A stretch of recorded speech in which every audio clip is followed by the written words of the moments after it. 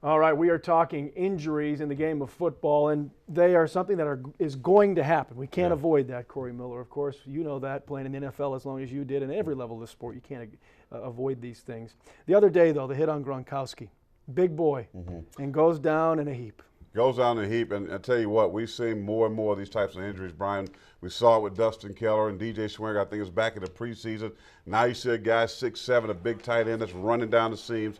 And again, the safety comes, and to me, it looked like he took a direct shot at the knee. Now, as a defensive player, I understand contact, I understand the big hits, but I just don't like this going low, and it's all because of the concussions and now the fines and suspensions. Now guys feel like they have to go down low. I really don't like that. Well, Coach Spurrier actually said something about this earlier this season, directly what you're saying. Because of the protection for the head, people are directly going for the knees, going for the ankles. Take a quick listen to what he said about that back in October. I'm going to predict, I'll probably be wrong, but in 2 years, they're going to say you can't wipe a guy's knees out when he's defenseless. And that's what they allow. They allow the DBs to hit these receivers in the knees because they can't hit them in the head. And I mean, you're taking the guy's knee out and could end his career like that. All the players don't like that. They'd rather get hit upside the head, really, or in the shoulders. So Steve Spurrier speaking to that exact point, saying probably in the next couple of years we're going to see low hits outlawed. Do you think that's a possibility? I think it's coming next year. I really do, because people are complaining. Players are complaining. And again, you got to make a decision. Do you want the guys to go up high, as Spurrier said, to the head, or do you want guys' knees to be blown out and guys are missing a year or perhaps two?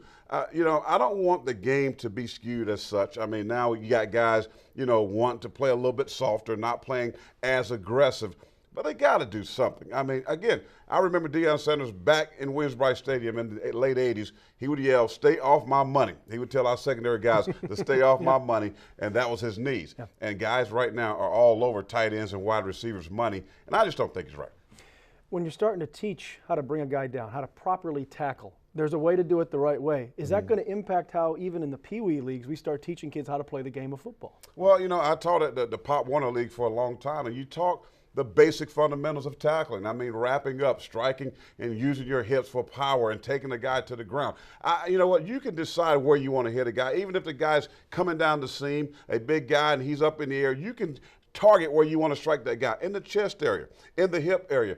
What I saw on Sunday with Rob Gronkowski, that guy went right at his knee. I'm sorry he wanted to dap him and high-five him while he was on the cart. I had a problem with that, because this is a guy career. The NFL, not for long. And when you start playing football this way, it's not for long.